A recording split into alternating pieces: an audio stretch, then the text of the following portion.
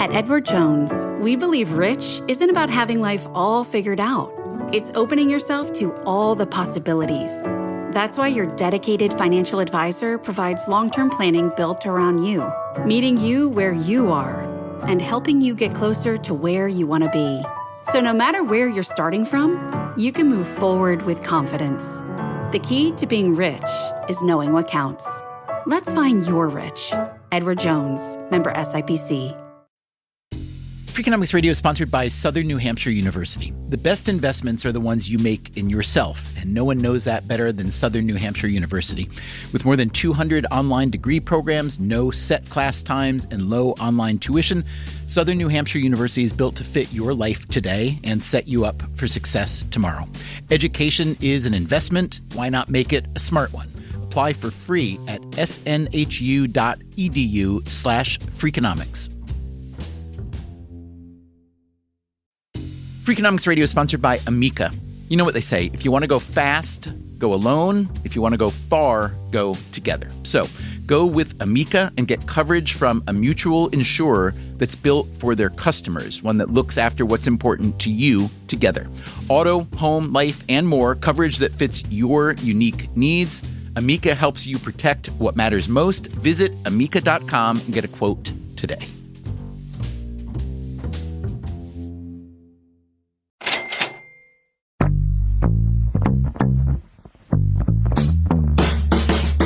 Next week, the White House is planning to host a summit on countering violent extremism. It was originally scheduled for last year but got delayed and then put back on the calendar after the Paris terrorist attacks in January. What should we expect from a summit like this? Alas, very little of a positive nature. I view this principally as a media event. I hope I'm wrong.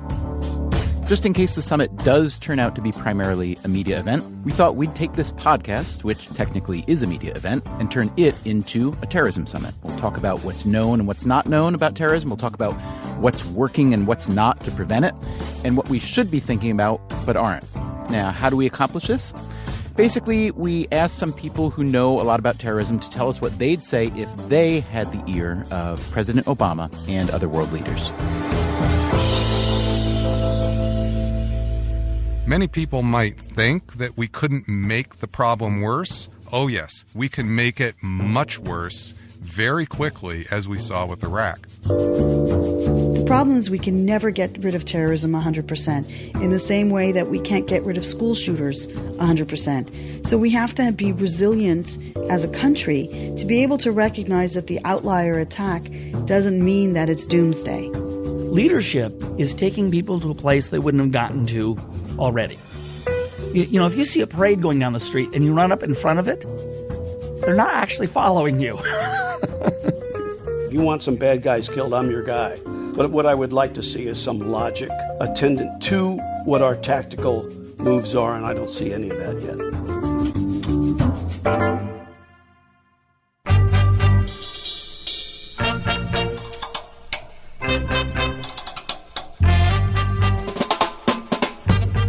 From WNYC, this is Freakonomics Radio, the podcast that explores the hidden side of everything. Here's your host, Stephen Dubner.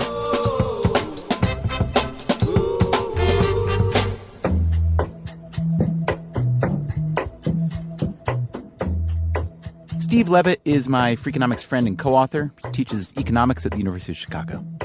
Hey, Levitt, how you doing? I'm doing great. How about you? I'm all right. So you may have heard the White House is putting together an international summit to address terrorism. Have you been invited? Maybe my invitation got lost in the mail, but I don't think so. Levitt admits that his discipline doesn't necessarily have much to offer on the topic of terrorism. If you turn to economics and what economics has to say about fighting terrorism, it's a hard problem because economics really centers around incentives. And the kind of incentives we tend to use are things like prices or punishment in prison or whatnot. But when people are willing to pay the ultimate price in the form of suicide to reach a goal, they're not the kind of folks that we're used to incentivizing and motivating. So rather than rely on economists for our unsummit, we reached out to a different set of folks, like Mia Bloom. So I'm a professor at the University of Massachusetts on the Lowell campus. I'm a professor of security studies. And My name is Robert Pape. I'm a professor of political science at the University of Chicago and director of the Chicago Project on Security and Terrorism.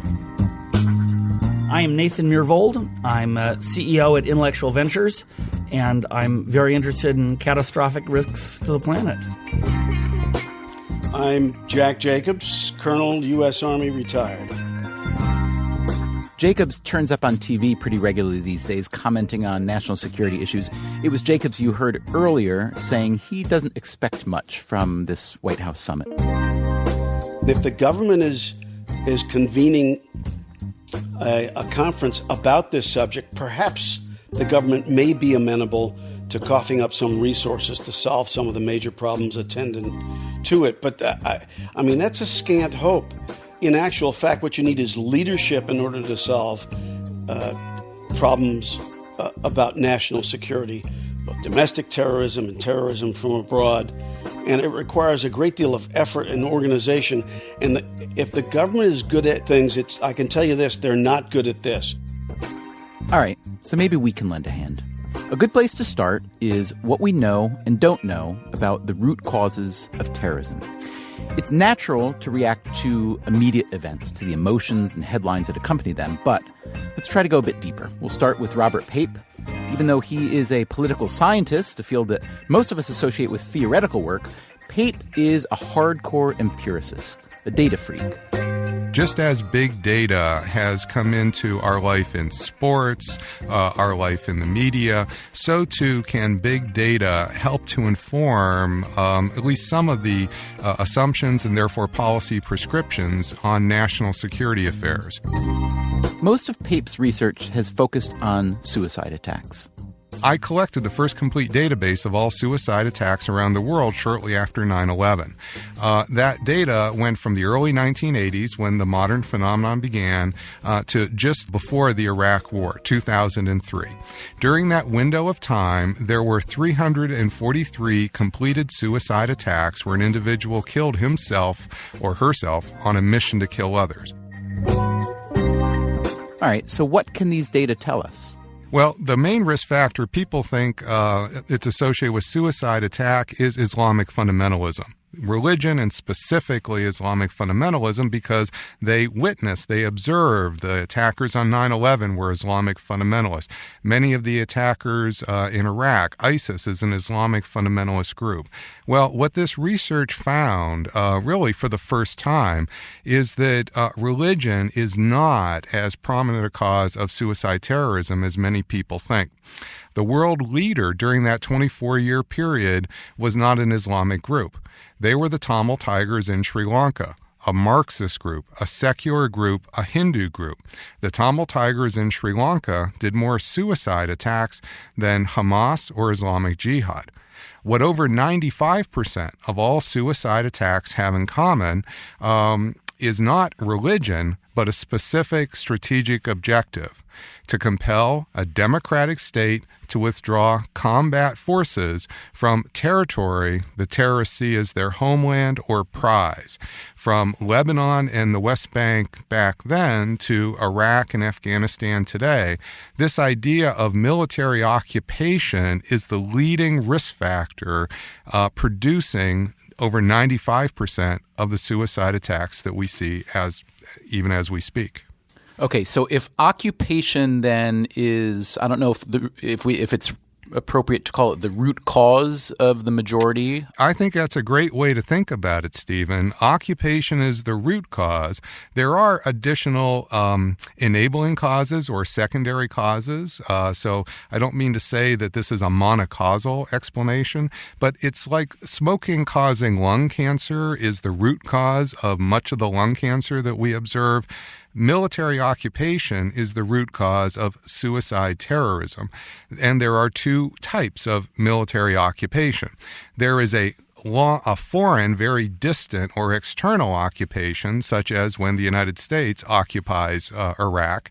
And then there can also be an internal occupation, such as when one group occupies another group, such as in Iraq today, the Shia-dominated government is occupying the Sunni population in Iraq. The reason we're talking now, the reason that the world has amped up its interest in preventing terrorism lately is because of the recent terrorist attacks in Paris, which were not suicide attacks and were examples of religious extremism or fundamentalism. So that goes against the components of your research in a couple ways, but I'm guessing you still have something to say. Well, I guess I'd like to just stop you there for a moment, Stephen, because there's no doubt that religion was part of the cocktail. But now that we know more about the biographies of the various attackers, and it's made possible because the French authorities arrested and prosecuted several of the attackers and actually knew quite a bit about them. So we have depositions about what's motivating them. And I would just point out that what we know about the Paris attackers is that they were powerfully motivated by the Iraq War, by the Abu Ghraib torture abuse. So this isn't just simply a matter of religion. This is a matter of individuals being motivated by seeing harm on kindred populations and wanting to do something to prevent that harm or to ameliorate the harm. So considering that conclusion, how do you start to think about addressing the problem? Maybe it's not a problem we should talk about in terms of solving, because many problems never get solved. But considering that the root cause is based on an occupation of one kind or another, which has happened in the past, even if you've deoccupied, the initial cause still exists in the minds of those who are agitated by it. How do you begin to think about dealing with the aftermath if you're the kind of country like us or like France or like Britain that carries out its national security in the ways that it does and perhaps inspires people to hold this kind of grudge? There's really two things that we need to do, Stephen. First is not make the problem worse. Before the invasion of Iraq, there were about 50 suicide attacks occurring around the world in 2001 and 2002, and only a handful of those were anti-American. Then we thought we'd fix the problem of terrorism by going into Iraq and essentially wringing the Islamic fundamentalism out of the Middle East by democratizing it. Well, what happened by 2007 is that there were over 500 suicide attacks that year, over 300 of them in Iraq, which had never experienced a suicide attack before. So we made the problem dramatically worse. And in fact, the roots of ISIS, and as I just told you, the Paris attack, go back to the American occupation, Fallujah, Abu Ghraib. These are the ingredients, the cocktail of what we're living with today. So if we were to then respond to the terrorism that we see by putting another massive army in either Iraq, Syria, Yemen, Saudi Arabia, these are very big countries, very big populations. Many people might think that we couldn't make the problem worse. Oh, yes, we can make it much worse very quickly, as we saw with Iraq. The second thing is we should be focusing on especially empowering moderates in local communities to compete head-to-head with terrorists. We did this in Iraq starting in late 2006 and 2007 and 2008 in the Sunni community when we started to foment and foster and empower the Anbar Awakening. This was essentially 100,000 Sunnis, many of them connected with local Sunni tribes, where the United States paid individuals $300 a month to do just one thing. Don't kill us. don't shoot at us. Some of these had been shooting us before. This was a controversial thing when the Bush administration did it. But this had a dramatic effect in weakening suicide terrorism, the most important effect of anything that we did. We should be doing this as we go forward in Iraq. We should be doing this as we go forward in Yemen. And in fact, from what I can see of the Obama administration, they are moving in this direction. Given what the U.S. and others have spent on the war on terror, how would you characterize the ROI? I would say that unfortunately it's quite negative. Harkening back to Rumsfeld in 2005, he had a famous line where he asked publicly, "Are we creating more terrorists than we're killing?" And the answer was, in 2005, we were. We not only had invaded and occupied Iraq, most of the public will know about Abu Ghraib and the torture scandal. But in addition to that, we were imprisoning thousands of Iraqis that we thought were connected with the insurgency that was growing.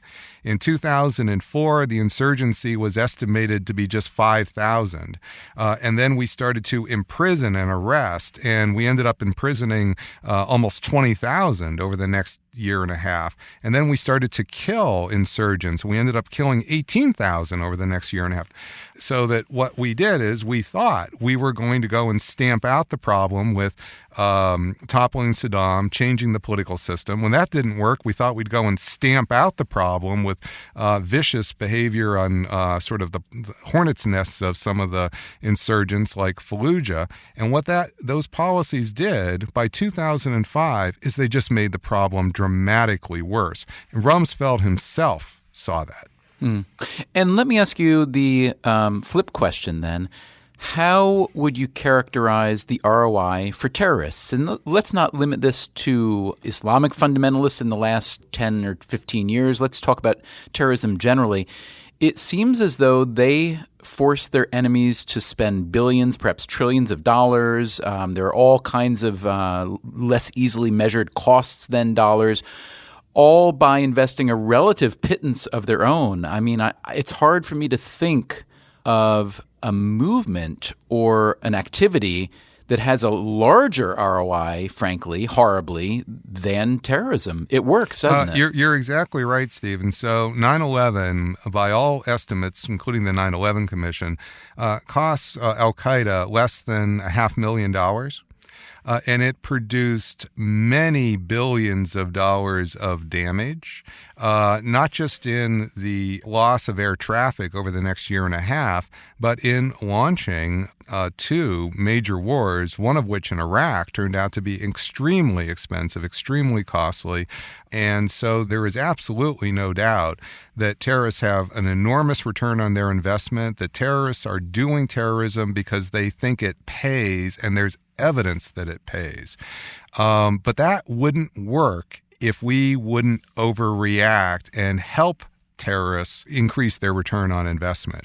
We have smarter approaches to the problem than just simply reacting on the basis of fear and anger and hitting back. Give me an example of a government that you feel understands and deals with terrorism well. I'll give you two examples. One is the Basque government. So we used to have in Spain a Basque terrorism problem. That terrorism problem has essentially gone away. It was a major problem for several decades in Europe. And in the early stages, like many governments, the government tries heavy-handed military force to try to deal with the issue. Publics, of course, are afraid and fearful.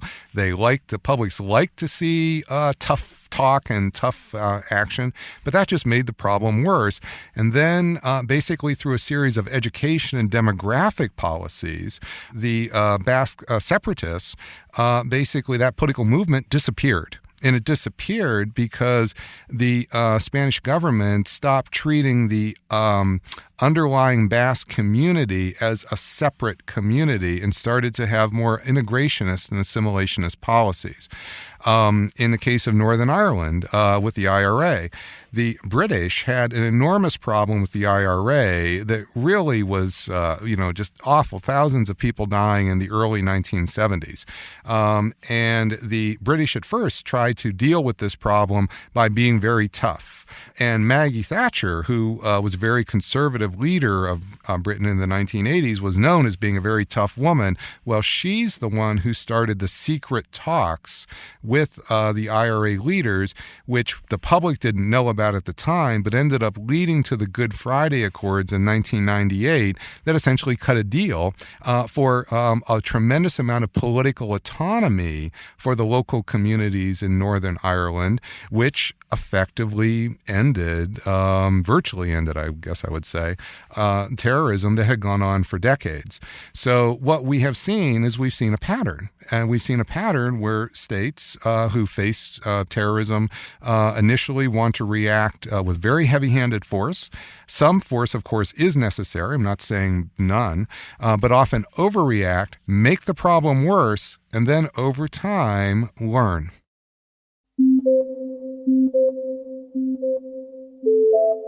Like Robert Pape, Mia Bloom, the UMass professor of security studies, also thinks a lot about terrorism before it happens. So one of my main approaches is to look at how terrorist groups change and innovate, how they learn from each other, and looking at, for example, changing operatives from males who were suicide bombers to looking at women terrorists, and to increasingly moving into the future looking at children who engage in political violence. For example, we see children in Boko Haram and ISIS cubs, and we're seeing more and more children who are militarized across the world. Bloom takes what you might call an environmental approach to understanding terrorism. If you have an environment in which the young people think that there is nothing for them to lose, and if they've got nothing to lose, becoming a martyr isn't really a high cost. That is a very different environment than if you have a society in which you have very capable young people who think that they have a bright future ahead of them. The push factors are the structural conditions of poverty, lack of education, perhaps occupation.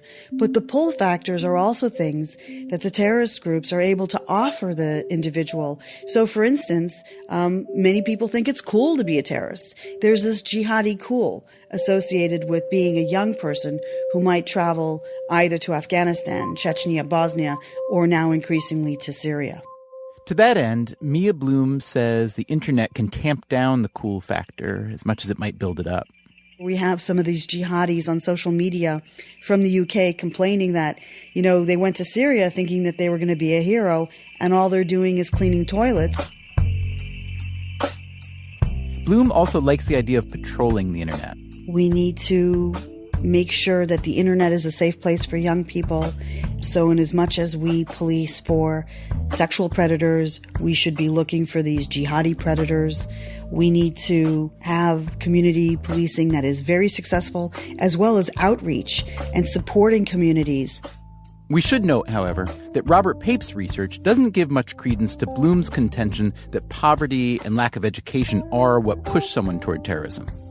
I did the largest demographic profile of suicide attackers that we have. I was able to collect socioeconomic data on 462 suicide attackers, about half of them from Middle Eastern countries. That is the populations we most want to know about. It really shows quite strikingly that the impression we have in the media that suicide attackers are these loners, dregs of the earth, they're uneducated, all religious, are simply not the case, even in the Middle East. In fact, many of them come from quite normal backgrounds and are mobilized by the political anger and the political problems. It's kind of political activism gone wrong. In any case, Mia Bloom's view of terrorism contains a personal strand. Within about 3 years of starting my research in terrorism, a friend of mine from school who was someone I'd grown up with had gone to Israel and joined the military. And in 1993, he was kidnapped and tortured and eventually killed by Hamas. And so part of my interest was to try to understand what motivated individuals to perpetrate terrorist attacks. But I also felt that the reaction to Jason's death was very disquieting. It caused a lot of people to just say, oh, we should just kill everyone who's in the territories, or the reaction was very negative against all Palestinians, even though at the time Hamas was a fringe movement. Of course, that's no longer the case. But I thought it was important to have an approach to studying terrorism that was one to try to understand the motivations and as well as the political context, the environment in which we see terrorism, and to look at terrorism in a global perspective and not just, for example, looking at terrorism in the Middle East.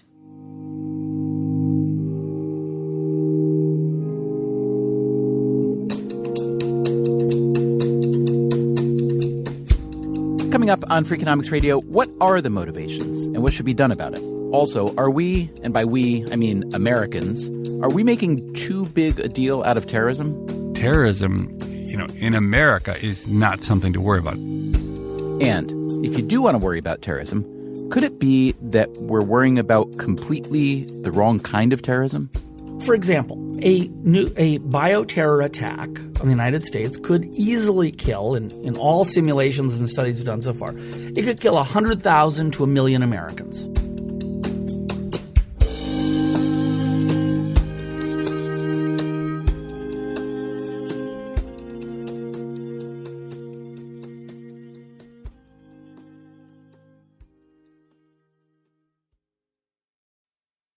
Freakonomics Radio is sponsored by Figure. Did you know that 40% of homeowners own their home outright? If that's you, don't let your equity sit idle. Tap it with a home equity line of credit. Figure, the #1 non-bank HELOC lender in the U.S., helps tap equity you've built in your home so you can do things like tackle a renovation or pay down debt. HELOC is a line of credit secured by your home. You can draw what you need, repay, and draw again. Figure offers a 100% online application. Get approved in 5 minutes and funding in as few as 5 days. It's faster than a bank loan and cheaper than a personal loan. Check your rate today without impacting your credit at figure.com/Freakonomics. This post is sponsored by Figure, NMLS ID 1717824. Figure is an equal housing lender. For more information about their licensing, visit nmlsconsumeraccess.org. Figure's HELOC is subject to credit approval and terms apply. Freakonomics Radio is sponsored by Everpure. Data is crucial to businesses, but managing it can create friction, risk, and manual work. Everpure transforms static data into a living system, intelligent, instantly accessible, secure, energy efficient, and ready to perform. Plus, there is zero downtime for upgrades and maintenance. Whether your data is in the cloud, on premises, or at the edge, Everpure makes data management so simple it feels like second nature. Tame your data chaos with Everpure. Visit everpuredata.com to learn more. Freakonomics Radio is sponsored by Southern Company. The world and its energy needs are always changing. Southern Company's commitment to meeting this demand stays the same. That's because Southern Company believes energy is more than a utility, it's what powers possibilities. So they are looking ahead and investing $80 billion in infrastructure upgrades and are committed to fueling growth in ways that benefit all customers so that reliable and affordable energy is accessible for generations to come. Go to southerncompany.com to learn more. Southern Company, building the future of energy.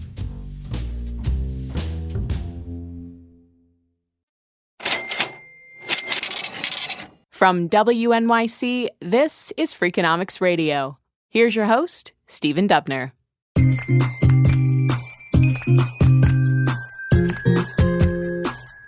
Today we're hosting a Freakonomics Summit to gather ideas to pass along to an upcoming White House summit on fighting extreme violence in the Middle East, in Europe, in the U.S., and elsewhere. We've been talking with people like the security scholar Mia Bloom, who, since we interviewed her, has been invited to join the White House summit. So maybe President Obama and the others there will hear a story like this one about a would-be homegrown terrorist. I asked, for example, a close friend of mine, Mubin Sheikh, about his experiences because he ended up in an al-Qaeda training camp and in fact came back to North America with the intent to perpetrate terrorist attacks. And he eventually changed his mind and began to work as an undercover agent for the Canadian Security Services. But I asked him what appealed to him. This was a middle-class kid who'd grown up. He didn't personally experience Islamophobia or hatred. He was well integrated. And I asked Mubin how he was able to be convinced of the value of jihad. And he said, well, one of the things that they did was they distorted the Quran. So perhaps we need to make sure that people have a good Islamic education. It's not a secular education that is the solution, but it's to make sure that people have an education that is grounded in the Quran and doesn't skip chapters or verses, doesn't look at Surah At-Tawbah and go from verse 5 to in chapter 9 to verse 7, skipping 6, which, talks about the Prophet provided free access or free exit for people who wanted to leave the battlefield, and he protected them. So it's really important that, perhaps when young people are studying the great books, one of the great books should be the Quran. Perhaps children in middle America, in the middle of Nebraska, should know what the Quran is about and demystify it, not just for Muslim communities so that they integrate and that they don't feel isolated, but also just to educate, the country in general.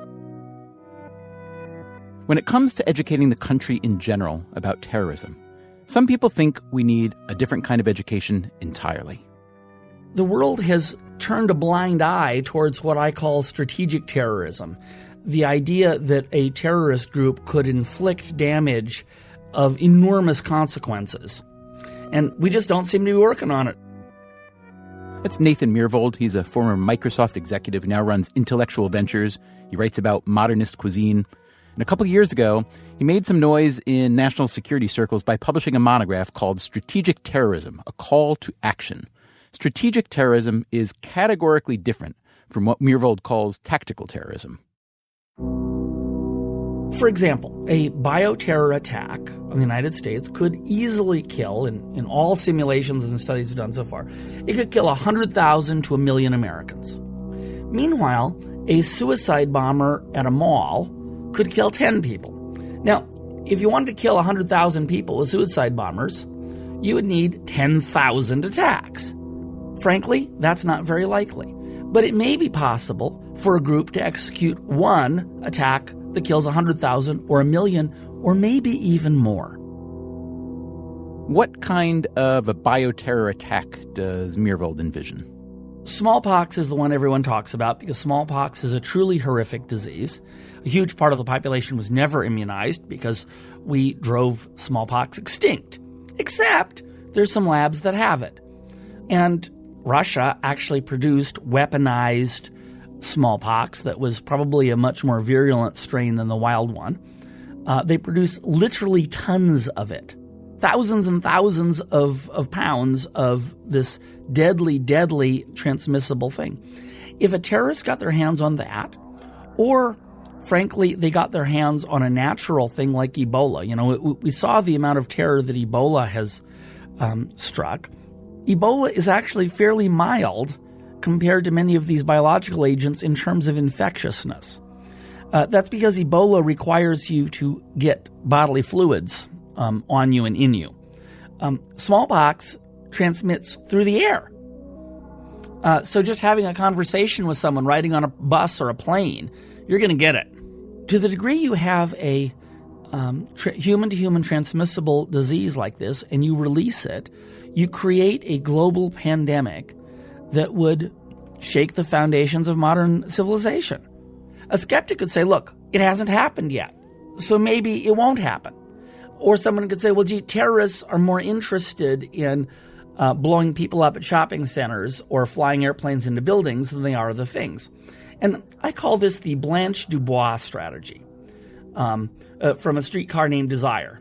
I've always relied on the kindness of strangers. Well, this is relying on the kindness of terrorists. And it's true that most terrorism is low tech. And it's true that most terrorism is about getting some misguided person to strap a suicide vest on and go to a crowded place. But The 9/11 attack showed enormous strategic intent. It showed tremendous planning. It showed operational discipline. Mohammed Atta, the leader of that attack, had a master's degree from a university in Germany in urban planning. If he'd had a master's degree in molecular biology instead, he could have done a lot more damage. In Myhrvold's view, the U.S. needs to put a lot more emphasis on strategic threats versus tactical threats, as it has done in the past. Well, I think the best example is that after World War II, with the advent of nuclear weapons, we split the Air Force and the Navy into both the strategic forces, so that is the Strategic Air Command in the case of the Air Force, it's the Nuclear Submarine Force in the case of the Navy. And those folks deal with missiles that have nuclear warheads that could frankly end the world. And they don't give a damn about anything else. They're about tanks. They're not about pistols or helicopters or all kinds of other weapons. They're about what are called strategic weapons. Meanwhile, the rest of the armed forces, they're the guys that carry guns and have tanks and ships and all of the other sorts of things that are focused on the tactical stuff. So why do you think there's not more coordination, whether within the U.S. or between countries, against strategic terrorism? Is it a resource allocation issue? Is it a probability misperception issue? Something else? All of the above? Well, I think it's a lack of top-down leadership. I think that many people at least in the U.S., in the military, in the FBI, in the intelligence agencies, many people recognize that this is a possibility. There are people who study it and who work on it, and they do so in their own little silos. And I believe that if there was an attack tomorrow, a future 9/11-like report written by the survivors would say, actually, well, we had this piece of intel on this and this piece of intel on that, and we kind of put it together, but not fully. And then, oops, we didn't actually have any protective gear, and we didn't know what to do. There's this old truism that generals always are ready to fight the last war, not the one they have to fight. And it's human nature. It's the thing that we actually focus on are the novel, the things that are fresh in our minds, the lessons we think we learned from last time. Right, but you could say that a lot of things that we do naturally, they're human nature, and therefore we accept them, we explain them, we rationalize them, whether it's something to do with how we treat our bodies, with something we do in society, with how we treat the environment and so on. And yet we work pretty hard to supersede that human nature in matters where the stakes are high enough. So how do you do that here? And that's the definition of leadership. Leadership is taking people to a place they wouldn't have gotten to already. If you see a parade going down the street and you run up in front of it, they're not actually following you. You're only leading if you take them to a place they wouldn't have gone to by their lonesome selves. And of course, we have lots of people trying to supply that leadership at many parts of the government. I don't mean to sell them all short, but I think that the fact that we haven't seen this kind of attack already deeply affects everyone's expectations. If you ask anybody at the top of the food chain in national security, he'll tell you exactly the same thing. That's Jack Jacobs, the retired Army colonel. He is a Medal of Honor recipient for his heroism during the Vietnam War. He's now a military analyst for NBC and MSNBC. We really don't have any national strategy. But to be fair, trying to develop a national strategy in this kind of national security environment, where we're just getting started, is probably too much to ask.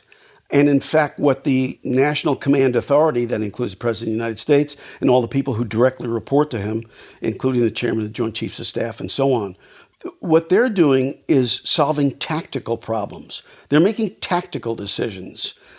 In the circumstances, in the absence of an overarching strategy, that's probably all you can do.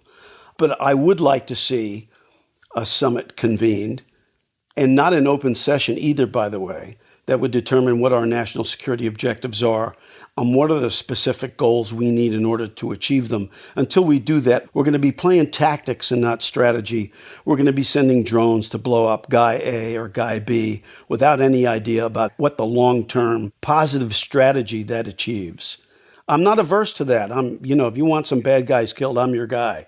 I'm strongly in favor of that. But what I would like to see is some logic attendant to what our tactical moves are, and I don't see any of that yet. What's the difference, Jack, in how politicians view terrorism compared to, let's say, military, law enforcement, intelligence? Well, I think politicians have a tendency to use the term terrorism to apply to anything that looks dangerous, and particularly those things that we don't seem to have any plans to deal with. It behooves them to categorize almost everything as terrorism. The result of that is that we've ignored some of the threats in which people don't directly get killed, and cybersecurity is one of them. So talk to me for a minute about that. If you were allocating resources to physical security and cybersecurity and whatever other kinds of security you might want, how might you, Colonel Jacobs, suggest we do things differently? Well, I'd spend a lot more money, a lot more time, and a lot more other resources, including human resources, attempting to solve the problem of how we protect our data at rest. We're just now realizing that all of our data are at risk. I was talking to a friend of mine who runs a very large retail operation. We were talking about cybersecurity, and I said, well, what do you care? You're just like selling socks or Slurpees or something or other. He says, you must be joking. We're a bank. We have everybody's credit card numbers, banking information, everybody's address or phone numbers, everything about them. So every enterprise, every commercial enterprise has data at rest that needs to be protected, not just the Defense Department or the Energy Department. And so far, we've paid short shrift to that threat.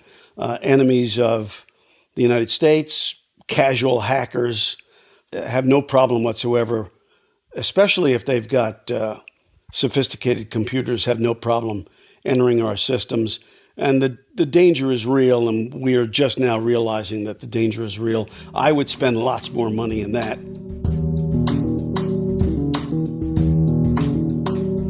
So what sort of advice have we turned up today to pass along to the White House summit? As Mia Bloom and Robert Pape told us, the root causes of terrorism are often not what we assume, and this obviously affects how you think about prevention.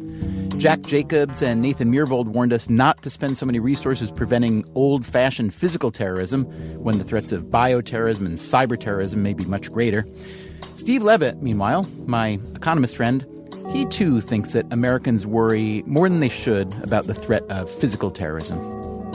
I think you just want to start with the basic idea that it is almost zero, that whether it's a little bit bigger now or a little bit less now, terrorism for essentially forever has been just a drop in the bucket of the ways that people can die. And, if you compare it to any sort of a health risk like diabetes or heart attacks or cancer, or any sort of socially constructed risk like dying in a car crash, or even accidents like falling downstairs, in general, terrorism in America is not something to worry about. Very different if you live in Syria or Iraq or someplace like that. Look, terrorism matters there because terrorism is like a way of life. Like it's really terrorism and the fight for control of government and whatnot are all kind of mixed together. But if you're American and you don't want to be a victim of terror, if you basically stay in the United States or in anywhere other than places that are actively fighting for control of government, you're incredibly safe. Levitt doesn't think that he has that much to contribute to an anti-terrorism summit. To be honest, I think if someone wanted to use my services more effectively, I think I would be much less effective. an Obama administration get together trying to fight terrorism than actually working on the other side. I think it's much easier for economists to come up with good ideas about how to be terrorists rather than how to fight terrorists, because how to be a good terrorist is about thinking what are the things you can do to a society which is most disruptive and most affects either the psychology or the commerce of a country. And it's almost the economic question in reverse, that economists spend a lot of time thinking how to most efficiently make economies run.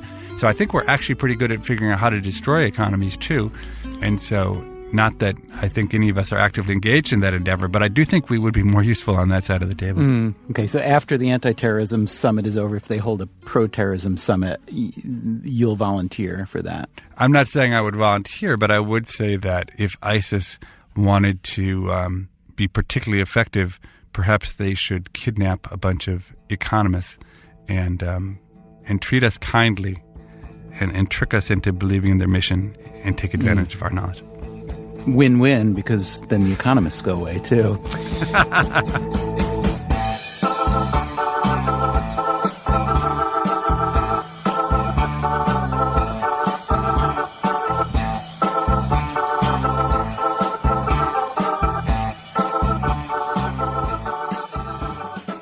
podcast listeners, on the next Freakonomics Radio, we have a great and far-ranging conversation with Jim Yong Kim, the president of the World Bank. First question: how did someone who trained as an MD and an anthropologist become head of the World Bank? I started right off by saying, well, President Obama, have you read your mother's dissertation? And he sat back and looked at me and he said, well, yeah, I have. Kim is a different kind of World Bank president, and when it comes to fighting poverty, he is looking for a different set of solutions. Is he having a good time? I had the time of my life. Yeah, he's having a good time. That's next time on Freakonomics Radio.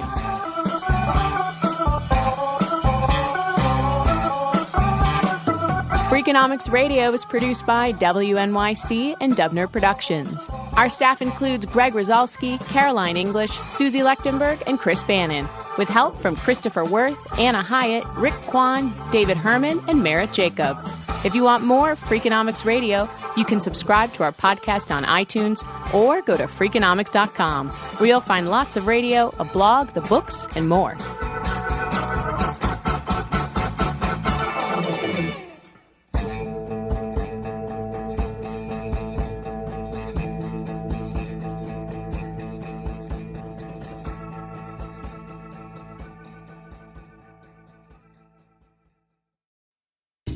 Freakonomics Radio is sponsored by Ozempic.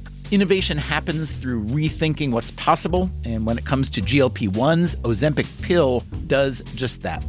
Learn more about Ozempic semaglutide tablets, 4 and 9 milligrams, by calling 1-833-OZEMPIC or visit Ozempic.com to view the medication guide and ask your doctor what's possible with FDA-approved Ozempic pill. Hi, I'm Angie Hicks, co-founder of Angie. One thing I've learned is that you buy a house, but you make it a home. For decades, Angie's helped millions of homeowners hire skilled pros for the projects that matter. Angie, the one you trust to find the ones you trust. Find a pro for your project at Angie.com. You wouldn't take financial advice from a 72 hours in a single day alpha influencer, would you? Same goes if you're in a car accident or any accident. Who you choose matters. That's why Morgan & Morgan exists. They're the largest injury law firm in America, and they've built a reputation by actually winning cases, not just talking about it. Over 1,000 lawyers across all 50 states and $30 billion recovered. Injured? Go to forthepeople.com/podcast. That's forthepeople.com/podcast.